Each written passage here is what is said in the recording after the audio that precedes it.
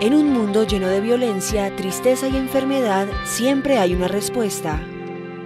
Clama a mí y yo te responderé, dice el Creador.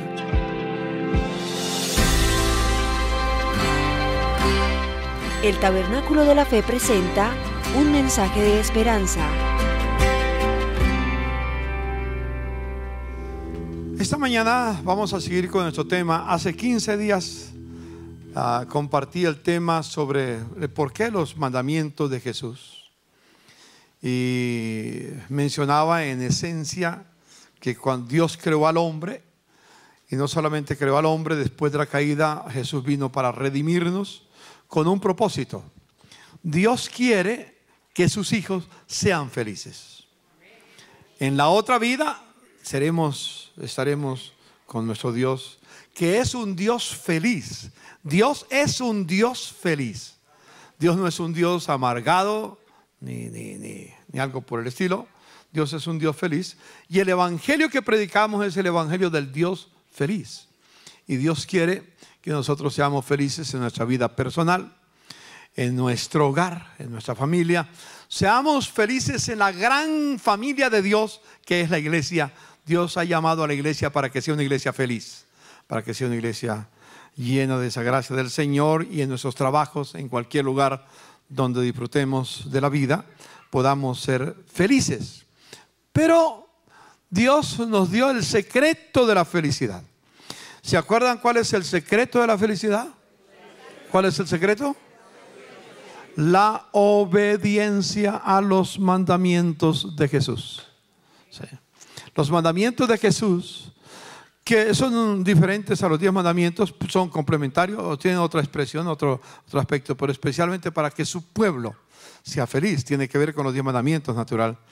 Los 10 mandamientos son dados para toda la sociedad, hombres y mujeres, cristianos y no cristianos. Los mandamientos de Jesús son para que lo vivan el pueblo del Señor, porque Dios quiere que su pueblo sea feliz. Entonces, todos los mandamientos que hemos estado enseñando y que seguiremos enseñando tienen esa característica. Dios nos enseña un mandamiento, quiere que lo pongamos en práctica, porque solo poniéndolo en práctica seremos felices, y Dios quiere que seamos felices. Nadie puede esperar que un mandamiento del Señor Jesús dado lo viola y es feliz. Nadie, ningún cristiano será feliz si viola uno de los mandamientos de Jesús. Entonces, el secreto de estudiar, de ser felices, es obedecer los mandamientos de Jesús. Y el secreto de lo que estamos enseñando, por eso estamos enseñando los mandamientos de Jesús, porque queremos que la iglesia sea una iglesia feliz. Hoy voy a hablar de un mandamiento del Señor, el uso sabio de los recursos. Dios nos ha dado recursos para utilizar, para administrar en la tierra. Todos nosotros, ninguno aquí es dueño de nada, de nada. Dios es dueño de todo. De Jehová es la tierra, su plenitud, y el mundo y los que en él habitan. En cuanto a la sociedad, usted puede tener la escritura que es dueño de una casa, que es dueño de un carro, que es dueño de una finca, que es dueño de un negocio. Puede tenerlo ante la sociedad, necesario tenerlo para evitar conflictos con otros que no entienden estos principios, y natural, es bueno tenerlo. Pero en últimas, el dueño de todo, ¿quién es? Dios es el dueño de todo. Una de las cosas que quiero recordarles es esta: todo lo que nosotros sostenemos con nuestras manos se quedará, y todo lo que nosotros entreguemos en las manos de Dios permanecerá. Ustedes se han dado cuenta cuando alguien fallece, si está en el momento, he estado al pie del momento de partir de muchas personas, y lo primero que hace una persona cuando muere, cuando da el último suspiro, ¿sabe qué es? Abre las manos. Y si no lo cree, cuando usted se muere se va a dar cuenta. Dígale, si tú no lo crees, hermano, cuando se muera se va a dar cuenta que abre las manos, porque quiere decir que desnudos venimos, desnudos nos vamos, completamente. Entonces, lo primero que hacemos es abrir las manos. Lo que queremos sostener con nuestras manos se quedará. Lo que entregamos en las manos de Dios permanecerá completamente. Así que vamos a hablar del uso sabio de los recursos. Para ello, yo quiero que veamos un texto bíblico. Vamos a leer unas porciones bíblicas. No os hagáis tesoros en la tierra, donde la polilla y el orín o el óxido corrompen, y donde ladrones minan y hurtan. Sino haceos tesoros en el cielo, donde ni la polilla ni el orín corrompen, y donde ladrones no minan ni hurtan. Porque donde está vuestro tesoro, allí también estará vuestro corazón. Ninguno puede servir a dos señores, porque o aborrecerá al uno y amará al otro, o estimará al uno y menospreciará al otro. No podéis servir a Dios y a las riquezas. Luego dice, no todo el que me dice Señor, Señor, entrará en el reino de los cielos, sino el que hace la voluntad de mi Padre que está en los cielos. Es mejor, una traducción más concreta, más clara es, sino todo el que obedece lo que mi Padre ha enseñado, ha mandado, mi Padre que está en los cielos. Todo el que obedece, solo Él entrará al reino de los cielos, disfrutará el reino de los cielos, que es justicia, gozo y paz. Eso es el reino de los cielos. Muchos me dirán en aquel día, Señor, Señor, no profetizamos en tu nombre, y en tu nombre echamos fuera demonios, y en tu nombre hicimos milagros. Entonces les declararé, nunca os conocí, apartados de mí, hacedores de maldad. Cualquiera pues que me oye estas palabras y las hace, le compararé a un hombre prudente que edificó su casa sobre la roca. Otra vez, parafraseémoslo.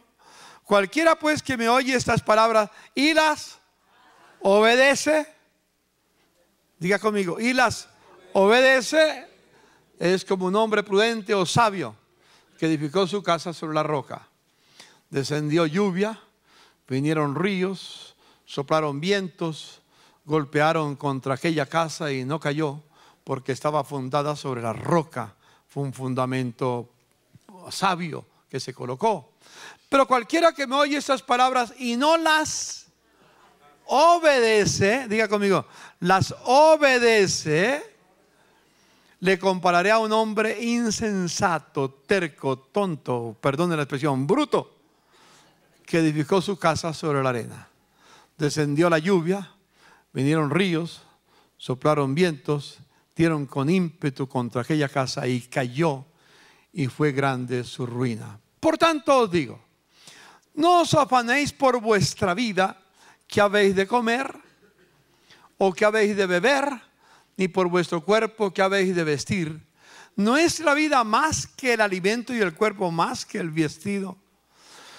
Mirad las aves del cielo, que no siembran, ni siegan, ni recogen en graneros, y vuestro Padre Celestial las alimenta. ¿No valéis vosotros mucho más que ellas? ¿Y quién de vosotros podrá, por mucho que se afane, añadir a su estatura un codo? Y por el vestido, ¿por qué os afanáis? Considerad los lirios del campo. No crecen, no trabajan, no hilan. Pero os digo que ni aun Salomón con toda su gloria se vistió así como uno de ellos. Y si la hierba del campo que hoy es y mañana se echa en el horno, Dios la viste así, ¿no hará mucho más a vosotros, hombres de poca fe? No os afanéis pues diciendo, ¿qué comeremos? ¿O qué beberemos? ¿O qué vestiremos? Porque los gentiles, es decir, los que no conocen a Dios, buscan todas estas cosas.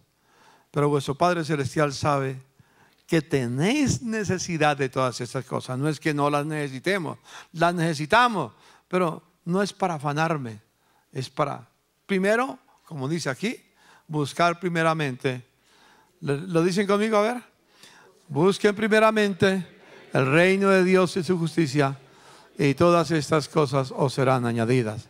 Así que no os afanéis por el día de mañana, porque el día de mañana traerá su afán. Basta a cada día su propio mal. Con estas palabras que están ahí en las enseñanzas de Jesús a sus discípulos, ahí en la ladera frente al mar de Galilea, Jesús nos ilustra la importancia de hacer uso sabio de los recursos que Dios nos da. En el pasaje que hemos leído hay tres testigos que nos hablan cuando una persona hace inversiones equivocadas o hace mal uso de los recursos que Dios le da. El primer testigo que es claro y testifica contra nosotros cuando hacemos mal uso de los recursos, ¿cuál es?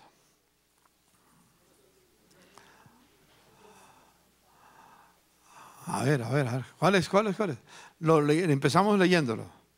No hagáis tesoros en la tierra. ¿Dónde? La polilla y el óxido corrompen. La polilla, el óxido, se utilizaba antes en el Antiguo Testamento otras expresiones como la oruga, el pulgón, el revoltón, la langosta, aquellos insectos que vienen a devorar lo que nosotros tenemos en casa. Dice que las cosas como los insectos o como esas cosas que destruyen los elementos buenos, valiosos, pero los destruyen esos elementos como la polilla y el orín. ¿A ustedes les fascinan las polillas en la casa? No, ¿por qué? Si son bonitas, son hermosísimas las polillas, ¿no es cierto? Sí, yo me acuerdo, los tolimenses tenían un chiste. Emeterio le decía a Felipe, imagínense que yo compré, le hice caso, te hice caso a ti y compré un tarro de 100, ¿cómo se llaman? Las bolitas esas para nectarinas. 100, digo, bruto, eso es mucho. Con 2 tiene. Dice, no, es bien, te cojo puntería.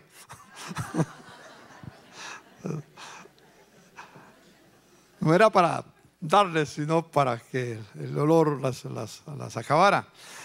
Las polillas son un buen mensajero de que si invertiste tu dinero en cosas que no son sabias, ellas van a dar cuenta de ello. O el orín que va a corromper, el óxido que va a corromper las cosas buenas que tiene. El segundo testigo que el Señor coloca, ¿cuál es? Los ladrones. Los ladrones que minan y hurtan. Yo recibo cada rato, y me van a perdonar si aquí hay algunos que trabajan en los bancos. Sí, pero el banco no es suyo, entonces espero que no sea dueño del banco, ¿no es cierto? Entonces, yo recibo permanentemente llamadas de los bancos que me dicen, pastor, el banco ha estado considerando su buen comportamiento. La última me llegó y me dicen, el banco le acaba de aprobar 300 millones de pesos para que los utilice en lo que quiera. Díganos, ¿dónde se lo depositamos ya? 300 millones. ¿Sabe? ¿Esa es una llamada de quién? De un ladrón. Los ladrones, los bancos, los bancos no están pensando un día, pobrecito, el pastor Pardo debe tener algunas necesidades. Vamos a ver cómo lo podemos ayudar. Démosle la mano para que salga adelante. ¿Ustedes creen que el banco piensa así? No, enseguida que le ofrecen préstamos o tarjetas de crédito con gastos ilimitados, es porque es un ladrón que golpea a tu puerta. No viene para ayudarte, viene para quedarse con todo lo que tiene. Es un segundo, entre otros, porque hay muchos ladrones que aparecen, entre otros. Y el tercer testigo, ¿cuál es, hermanos? ¿Cuál es el tercer testigo? A ver si lo logran captar. El tercer testigo, ¿cuál es? El tercer testigo es la forma equivocada de dejar herencia en la tierra. Donde esté tu tesoro, ahí está tu corazón. Eso es lo que dijo, eso no lo digo yo. Lo dijo el Señor. Donde esté nuestro tesoro, ¿qué va a estar ahí? Nuestro corazón. Nuestro corazón debe estar en Dios. Amarás al Señor tu Dios con todo tu corazón. Debe estar en Él. Pero el mundo quiere que quitemos los ojos de Dios y los coloquemos en las cosas temporales. Y yo uso una expresión simbólica, la palabra herencia. Yo sé que una cosa que se nos ha enseñado, y no es malo, otra vez digo, es bueno si usted lo puede hacer, pero piénselo por un momento. Dejarle una buena cantidad de dólares o de euros o de esterlina a sus hijos. dejarle una cuenta bancaria, ojalá con recursos ilimitados. ¿Cuántos quisieran dejarle a sus hijos una buena cuenta bancaria para que no sufran, para que no pasen las afugias que usted ha pasado con la luz, con el agua, con el teléfono, que a veces no hay y uno tiene que estar luchando por ver cómo puede pagar esas deudas que tiene, o la cuota de la casa, o la cuota del carro, o la cuota de la tarjeta? En fin, es muy normal. Y quisiéramos dejarle a nuestros hijos una herencia que no sufran por eso. Pero esa no es la herencia que debemos dejarle a nuestros hijos. Si se la puede dejar, lo bendigo, déjesela. Pero la herencia principal que un padre le debe dejar a sus hijos es un buen hogar, amando a su cónyuge, teniendo paciencia con su cónyuge, no buscando el divorcio como la respuesta a los problemas del hogar.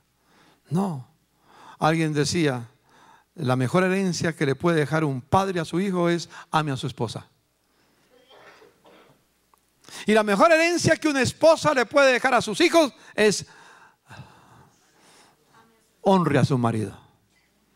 Amén. ¿Dicen amén? No, ese amén está frágil.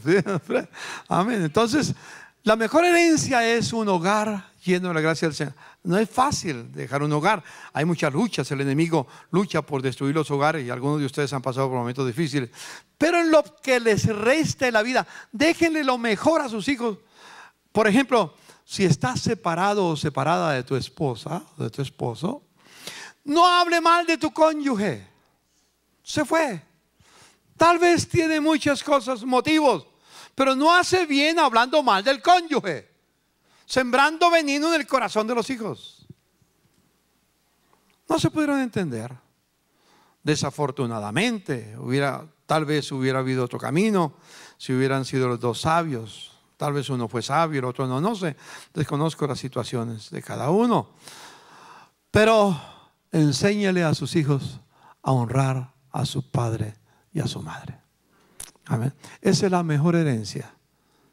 Y si quiere añadir algo más, en lo posible dejarle una buena educación.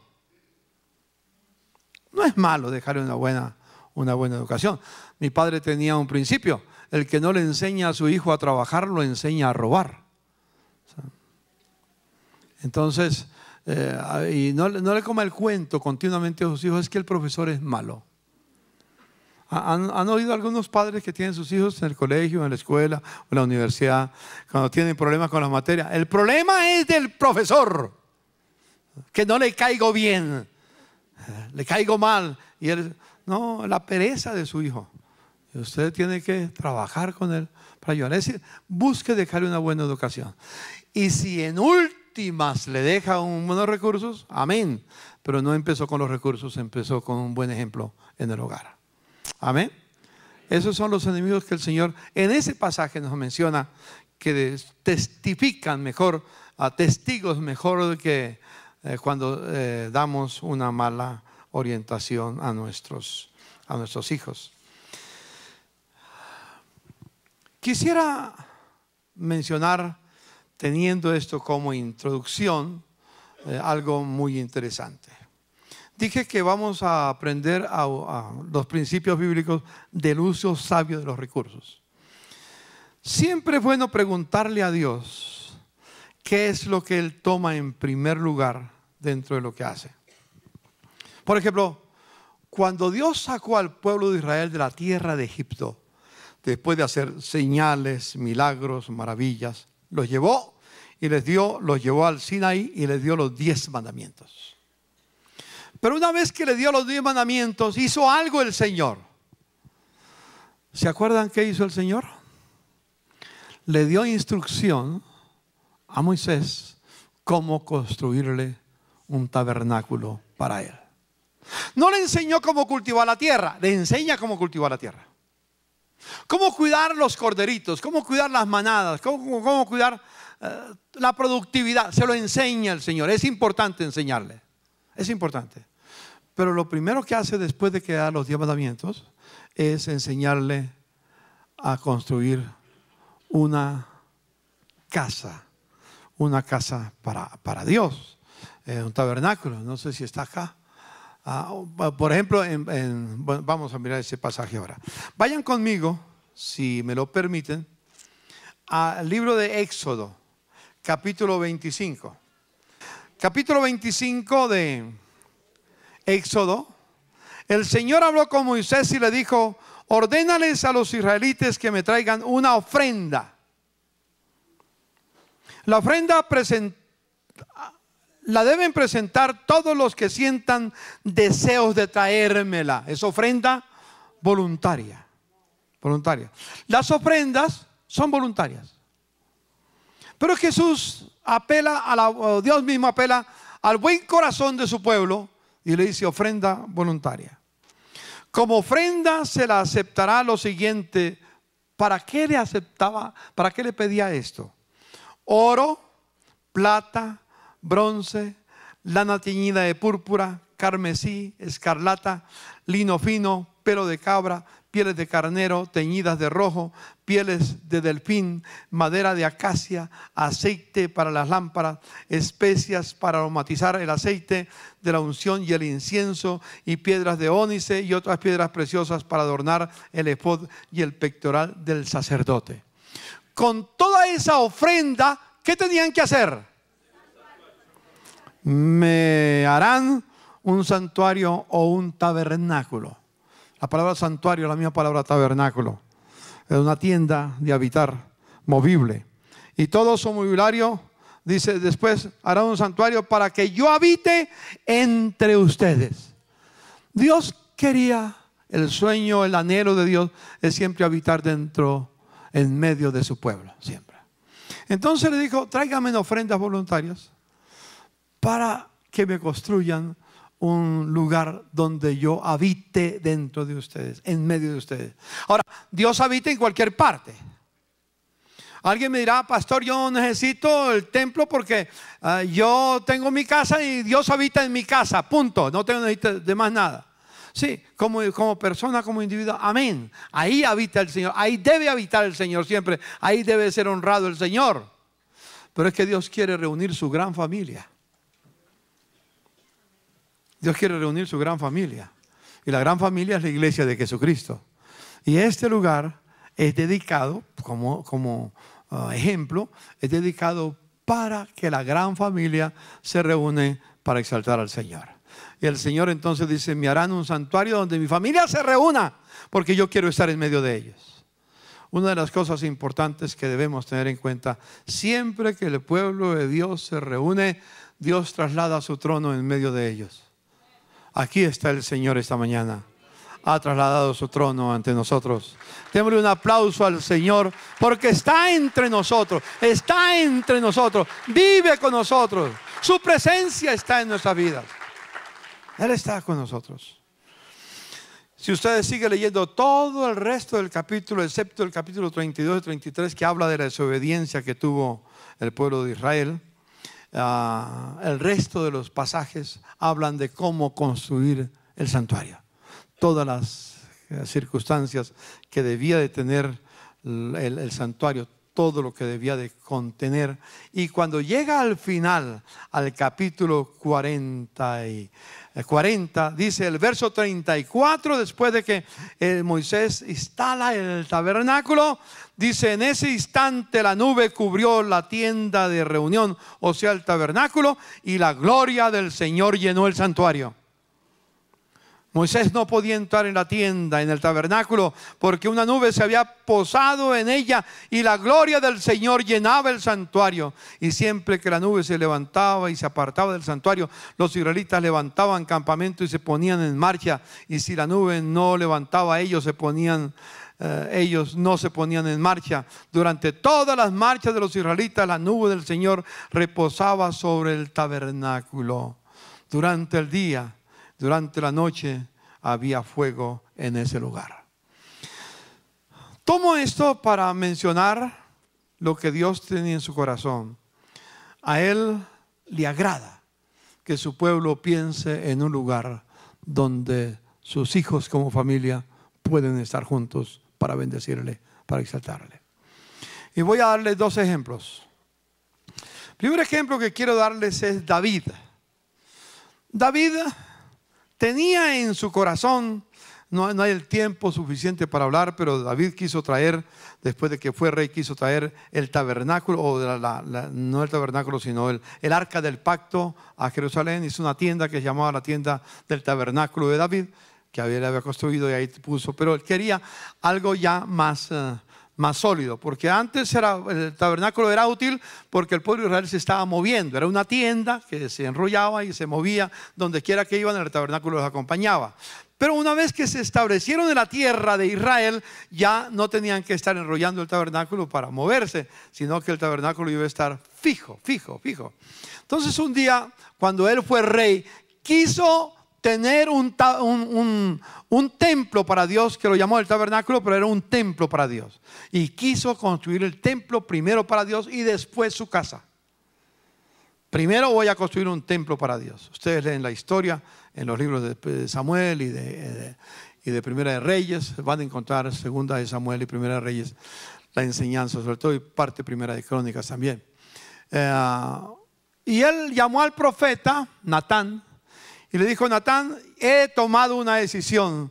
Ya no es tiempo de que el arca del Señor esté andando de un lado a otro. Vamos a construir un sitio especial, hermoso, bello, sin igual para el Señor, y el tabernáculo, que es símbolo de la presencia del Señor, habitará en ese lugar permanentemente.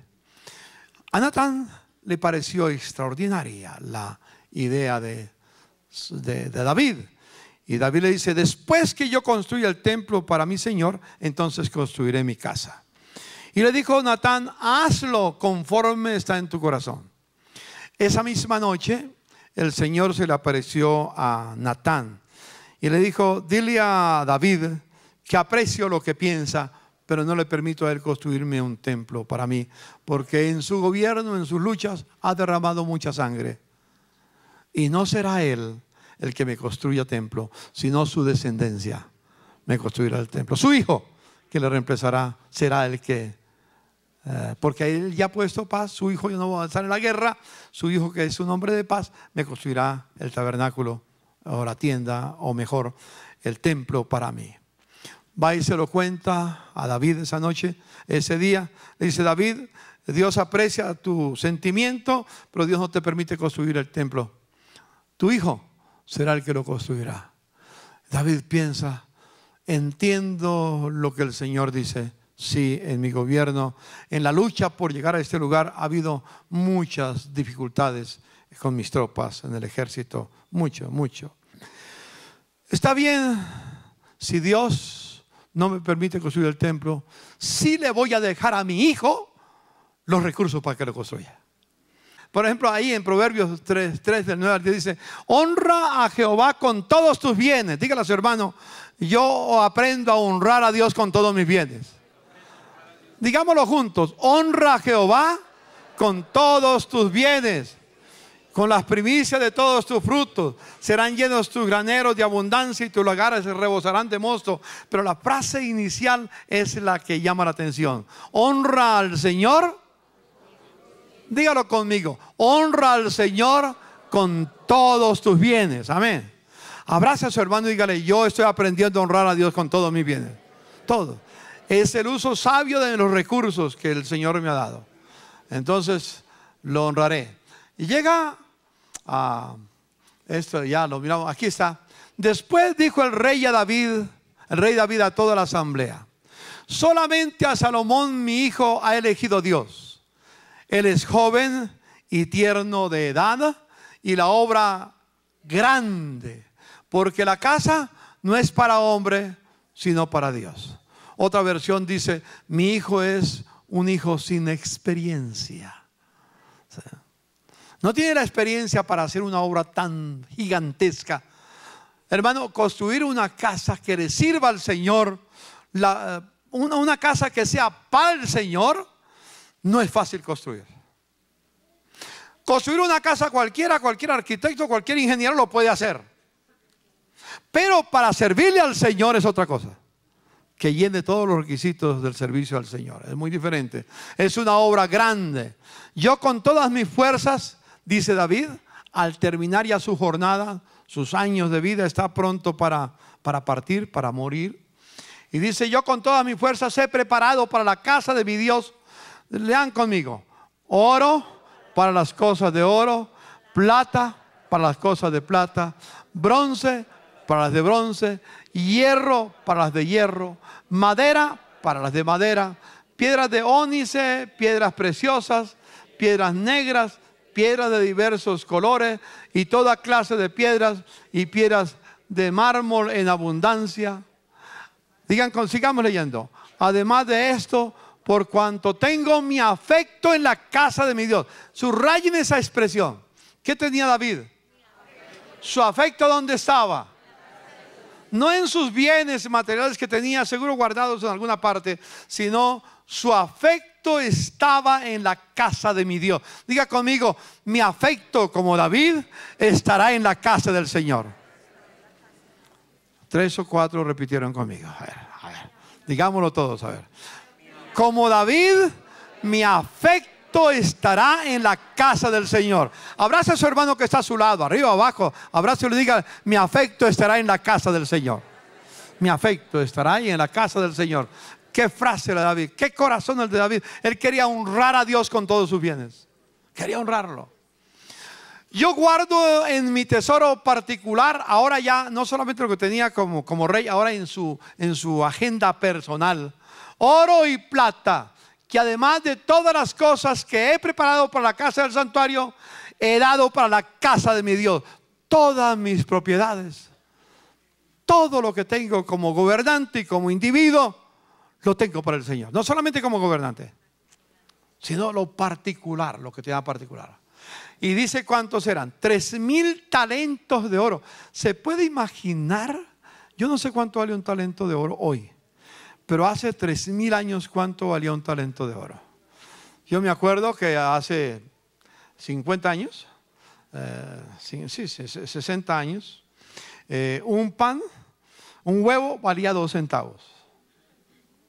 Yo comí huevos a 2 centavos. ¿Cuántos comieron huevos a 2 centavos? Muy poquitos, pero unos cuantos. Allá mi hermano se rasca y dice: yo no alcancé a eso, lo alcancé a 5.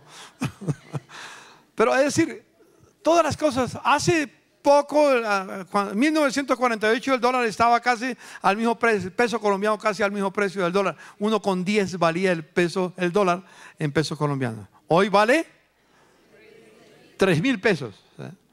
¿Cómo? Piense hace 3,000 años cuánto significaba esa cantidad. No sé, es una cantidad enorme. 3,000 talentos de oro de Ofir, del mejor. 7,000 talentos de plata refinada para cubrir las paredes de las casas. Oro para las cosas de oro, plata para las cosas de plata y para toda la obra de las manos de los artífices. ¿Y quién quiere hacer hoy ofrenda voluntaria a Jehová? ¿A quién le dijo David esas palabras? A todo el pueblo. Reunió al pueblo y dijo: esto es lo que yo he hecho. ¿Quién de ustedes quiere unirse conmigo? Ofrenda voluntaria. ¿Cuál fue la respuesta? Yo creo que cuando oyeron que había hecho y que les desafiaba eso, yo creo que en ese momento se fueron todos y el pueblo de David sigue con 3 o 4 personas ahí. ¿Qué piensan ustedes? Entonces los jefes de familia, los príncipes de las tribus de Israel, jefes de millares y de centenas con los administradores de la hacienda del rey, ofrecieron voluntariamente y dieron para el servicio de la casa de Dios 5,000 talentos y 10,000 dracmas de oro, 10,000 talentos de plata, 18,000 talentos de oro y 5,000 talentos de hierro. Y todo el que tenía piedras preciosas las dio para el tesoro de la casa de Jehová en mano de Jehiel Gersonita. Y se alegró ¿quién? El pueblo también, por haber contribuido voluntariamente. Diga conmigo: el pueblo contribuyó voluntariamente, porque de todo corazón ofrecieron a Jehová voluntariamente. Es voluntariamente. Dios no pide ninguna ofrenda obligado, ni con amenaza, de ninguna manera. Usted, si no da ninguna ofrenda al Señor, se va para el cielo si eres lavado por la sangre de Cristo. No hay ninguna dificultad para eso. Va para el cielo. Y si está enfermo y ora, el Señor lo sana. Y si tiene dificultades y clama al Señor, el Señor le conduce. Va a seguir amándolo. Pero Él espera un corazón agradecido. Dígale a su hermano, Dios espera un corazón agradecido. Todo corazón ofrecieron voluntariamente. Así se alegró mucho el rey David y bendijo a Jehová delante de toda la congregación. Y dijo David: bendito seas tú, oh Jehová, Dios de nuestro Padre, desde el siglo y hasta el siglo.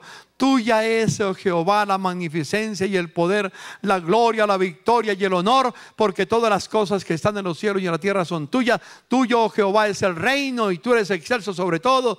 Las riquezas y la gloria proceden de ti y tú dominas sobre todo. En tu mano está la fuerza y el poder, y en tu mano el hacer grande y el dar poder a todos. Ahora pues, Dios nuestro, nosotros alabamos y loamos tu glorioso nombre, porque ¿quién soy yo y quién es mi pueblo para que pudiésemos ofrecer voluntariamente cosas semejantes? Y repitan conmigo: pues todo es tuyo y de lo recibido de tu mano te damos. ¿Hay algo que tú tienes que no hayas recibido? Todo lo hemos recibido de Dios. Desde el momento que fuimos concebidos en el vientre de la madre, desde ese momento comenzamos a vivir de la gracia de Dios. Fue Dios el que nos acompañó en el proceso, en la gestación en el vientre de la madre. Fue Dios el que nos acompañó cuando nacimos, en nuestra niñez, en nuestra juventud, en nuestra adolescencia, durante toda la vida. Hasta hoy el Señor no nos ha dejado, amén. Podemos decir: Ebenezer, hasta aquí nos ayudó el Señor. Dale un aplauso al Señor. Todo es de Él, todo su gracia nada más. Nadie puede decir: yo me lo merezco. Es su gracia solamente. Solamente su gracia. Y luego sigue diciendo: porque nosotros, extranjeros y advenedizos, somos delante de ti, como todos nuestros padres y nuestros días sobre la tierra, cual sombra que no dura. Oh Jehová Dios nuestro, toda esta abundancia que hemos preparado para edificar casa a tu santo nombre, de tu mano es, y todo es tuyo. Yo sé, Dios mío, que tú escudriñas los corazones y que la rectitud te agrada. Por eso yo, con rectitud de mi corazón, voluntariamente te he ofrecido todo esto. Y ahora he visto con alegría que tu pueblo, reunido aquí, ahora ha dado para ti. ¿Qué? ¿Cómo? Espontáneamente. Jehová, Dios de Abraham, de Isaac, de Israel, nuestros padres, conserva perpetuamente esta voluntad del corazón de tu pueblo y encamina su corazón a ti. Asimismo da a mi hijo Salomón corazón perfecto, corazón íntegro, dice otra versión. Corazón recto para con Dios, para que guarde tus mandamientos.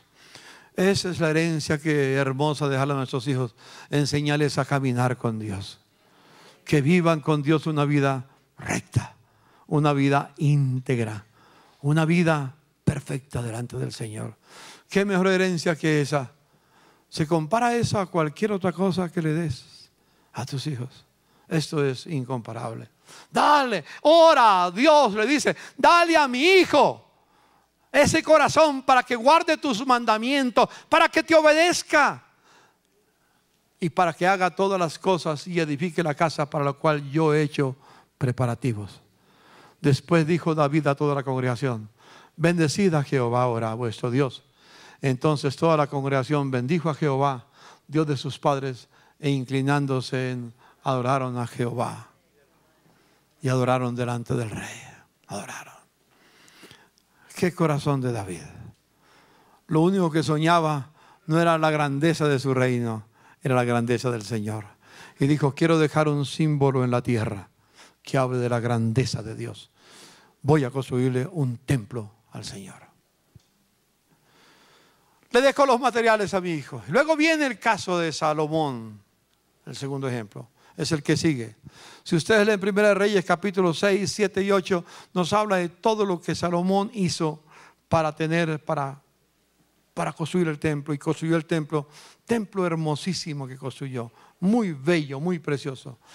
La noticia de ese templo maravilloso corrió por toda la tierra y llegó a oídos de una mujer llamada la reina de Sabá. La reina de Sabá oyó todo lo que era tan hermoso en Israel y quiso venir a testiguar, a confirmar si era cierto. Y cuando llegó a ese lugar, ustedes lo pueden leer ahí no está el pasaje, lo pueden leer en 1 Reyes capítulo 10. Dice que la reina de Sabá vino y cuando vio todo y cuando vio la casa del Señor, quedó asombrada.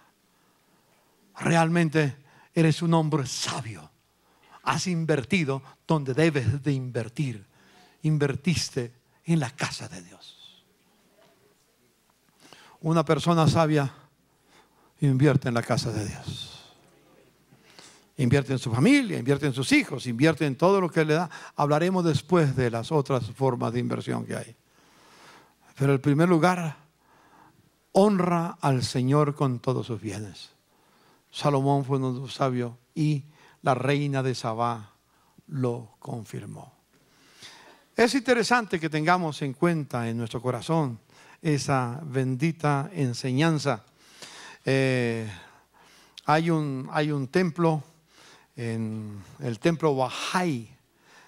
La gente que ha sido consciente de la grandeza de Dios, esté o no equivocado, pero entiende la grandeza de Dios, hace lo mejor para el Señor. Los de la religión Bahá'í, allá en Haifa, tienen un jardín de los más espectaculares que yo he visto en la tierra. Es espectacular, es hermoso. Fui 2 veces nada más.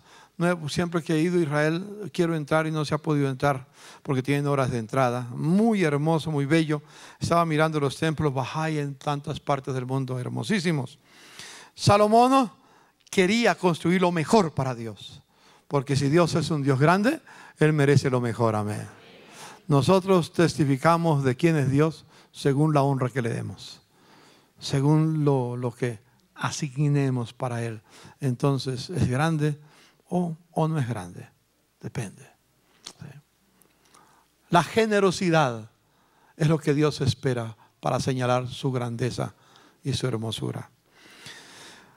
Hace años fui a Italia. Las últimas veces que he podido ir, no he tenido tiempo de ir a visitar un sitio muy hermoso, que es la Capilla Sistina. ¿Alguno de ustedes ha estado en la Capilla Sistina? Unos 4 allá, 5 allá. Muy bien, unos 10 han estado en la Capilla Sistina. Es hermosísima. Tú puedes pasar horas y horas y horas mirando todos los frescos que hay, todas las pinturas. Había varios artistas que fueron utilizados en el año 1400, algo así, que fue construido, 1500 más o menos, que fue construido la Capilla Sistina. La belleza de la Capilla Sistina no es lo exterior, es lo interior, lo que tiene dentro. Es hermoso. Yo miré en estos días y vamos a mirar un video que tenemos para ver algunas cositas de la Capilla Sistina, lo que hay por dentro. El arte de Miguel Ángel. Miguel Ángel era un gran artista y pensó que si iba a hacer algo para Dios, iba a hacer lo mejor. Mire lo que hizo en la Capilla Sistina. Ustedes van a ver varios cuadros. Todo eso son figuras pintadas por él. Ustedes saben lo que es subido allá en la cúpula, pintando todo el tiempo, todo eso, pintando la frente a un sitio especial, no es fácil, pero todo el tiempo allá arriba pintando todas esas cosas. Es hermosísimo cuando uno llega y tiene varios aspectos. Pinta el diluvio, pinta las cosas que hubo en la vida de Abraham, las cosas que hubo en la vida de Moisés, lo que hubo en la vida de David, lo que hubo en la vida de Jesús. Es muy hermoso, ¿sí? El día del juicio es parte de lo que tiene en sus cuadros. Es hermosísimo. Como digo, uno puede pasar horas y horas contemplando tanta hermosura. Los que conocen de arte saben lo que eso significa. Quizás un lego como yo no lo siento mucho, pero los que saben de arte, qué hermoso. Puras pinturas. Es la época de Jesús. Tienen sus secciones especiales. Ahí sigue. Por dentro, como digo, es hermosísimo. Hermosísimo, hermosísimo. Porque repito, tenía en mente, si es para Dios, es lo mejor.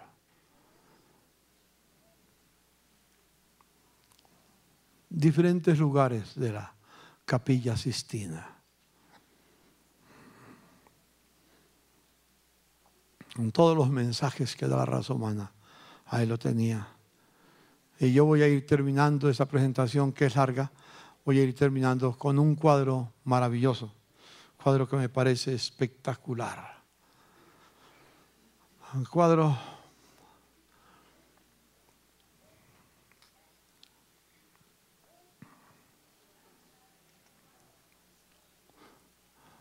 ahí está ese cuadro, se llama La Creación. Se imaginó Miguel Ángel al Padre Eterno creando a David, extendiéndole la mano para darle vida. La verdad, los que saben de arte, esto es sencillamente extraordinario. Está en un templo dedicado a Dios. Porque, repito, Miguel Ángel pensaba, si es para Dios, debe ser lo mejor. Dígale a su hermano, si es para Dios, debe ser lo mejor. No le demos a Dios lo que nos sobra, démosle a Dios lo que es mejor para Él. Hubo una época en que el pueblo de Israel se olvidó del templo de Dios y comenzó a deteriorarse, pero cada uno estaba preocupado por lo suyo, por lo que había en el sitio donde tenía que vivir. Y empezaron a abandonar la casa del Señor. No les importaba lo que pasaba en la casa del Señor. Vivieron para sí mismos. Entonces el profeta Ageo escribe: entonces vino palabra de Jehová por medio del profeta Ageo diciendo: es para vosotros tiempo, para vosotros de habitar en vuestras casas artesonadas, y esta casa, la casa del Señor, abandonada. Pues así ha dicho Jehová de los ejércitos: meditad bien sobre vuestros caminos, sembráis mucho y recogéis poco, coméis y no os saciáis, bebéis y no quedáis satisfechos, os vestís y no os calentáis, y el que trabaja jornal recibe su jornal en saco roto. ¿A cuántos de ustedes les alcanza en abundancia lo que ganan? ¿No parece que muchas veces lo que nos ganamos no nos alcanza? Algunos de ustedes se dan cuenta que si ganaran el doble todavía les seguía faltando todavía. Quizás sea esta una de las causas. Por lo menos parece que es echar el jornal en saco roto. Así ha dicho Jehová de los ejércitos: meditad sobre vuestros caminos, subid al monte, traed madera, reedificad la casa y pondré en ella mi voluntad y seré glorificado, ha dicho Jehová. Buscáis mucho y halláis poco, encerráis en casa y yo lo disiparé en un soplo. ¿Por qué? Dice Jehová de los ejércitos: por cuanto estáis preocupados por vuestra casa, pero no por la mía. Parafraseando el texto que acabo de leer. Ese fue el tiempo que vivió el pueblo de Israel. Una situación difícil. Cuando hay generosidad con la casa de Dios, hay abundancia. Cuando hay escasez con la casa de Dios, hay escasez también en nuestras casas, si no honramos a Dios con todo nuestro ser. Y uno descubre varias cosas. La casa de Dios es para su gloria. La casa de Dios es para la extensión del reino de Dios. Es para que muchos puedan conocer, puedan ser edificados, formados en vidas que glorifican a Dios con todo su ser. En fin, es un lugar que ha de exaltar y glorificar al Señor. Estamos de pies, hermanos, y le decimos al Señor: Señor, queremos construir que tu casa sea lo mejor de este lugar. ¿Sabes? Hace muchos años, desde que estábamos aquí, años atrás, teníamos enemigos en todos estos asuntos de vivienda. Muchos enemigos. Nos pinchaban la llanta de los carros, nos mandaban la policía, venían y se llevaban los carros. En fin, llamaban y nos... Cuando empezamos a construir este sitio, yo creí que iba a haber reacciones. De alguna manera el Señor les habló al corazón, no sé qué. Pero cuando se terminó la fachada, por lo menos, los vecinos comenzaron a llamarnos y a decirnos: gracias, porque ese edificio le dio valor a nuestro barrio. Y comienza a ser testimonio ese edificio de la gloria del Señor en este lugar. Y no dudo que mañana, pasado mañana, las familias van a venir enteras a ser edificadas en el camino del Señor. Y tendremos lugar para que los hijos de los vecinos sean instruidos en principios y valores y formen hogares maravillosos. Queremos hacerlo. Lo vamos a hacer y el nombre del Señor será glorificado. Señor, aleluya, Señor. Gracias. Te bendecimos en tu nombre santo, Señor. A ti, Señor.